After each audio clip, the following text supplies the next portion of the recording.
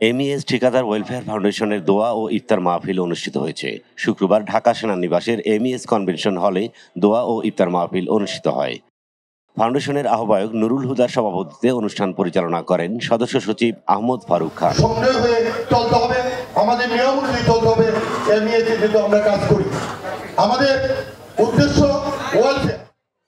এ সময় ফাউন্ডেশনের যুগ্ম আহ্বায়ক মিজানুর রহমান আলম, শাহ আলম, আতাউর রহমান সিআইপি, মোহাম্মদ সাইদ হোসেন চান্না, এমইটিভির চেয়ারম্যান মিরাজ উদ্দিন খান সহ অন্যান্য নেতৃবৃন্দ ও সদস্যবৃন্দ উপস্থিত ছিলেন। দোয়া মোনাজাত পরিচালনা করেন ঢাকা সেনানিবাসের কেন্দ্রীয় জামে মসজিদের সাবেক খতিব মাওলানা শায়খ মাহমুদুল্লাহ।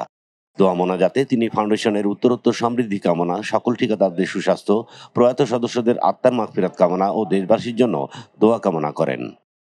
দোয়া মোনাজাতের আগে ফাউন্ডেশনের নেতৃবৃন্দ ওয়েলফেয়ার ফাউন্ডেশনের সকল ঠিকাদারদের একত্রিত হওয়ার একটি প্ল্যাটফর্ম হিসেবে এই ফাউন্ডেশন গড়ে তোলা হয়েছে বলে জানান। এছাড়া সকল ঠিকাদারদের একে অন্যের খোঁজ খবর নেওয়ার উদ্দেশ্যে এই ফাউন্ডেশন গঠিত হয়েছে। আগামীতে ফাউন্ডেশনের উদ্যোগে নানা অনুষ্ঠান আয়োজনের কথা জানান নেতৃবৃন্দ। কিছু নিয়ম কানুন এবং কিছু আমাদের বাধ্যবাধকতা আছে, সেগুলো মেনে আমাদের কাজ করতে হবে।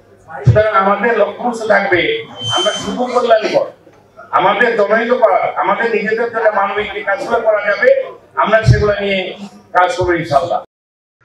অনুষ্ঠানে আমি মোহাম্মদ সাইদ হোসেন চান্না আমেরিকার নর্থ ক্যারোলিনার শার্লট শহর থেকে এমইটিভির সৌজন্যে ভোর 6টায় যুক্ত হই।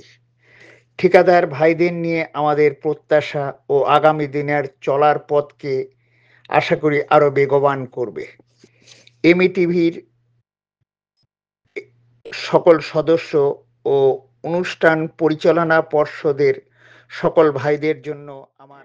ইসমাইল হোসাইন ইমু, এমইটিভি, ঢাকা।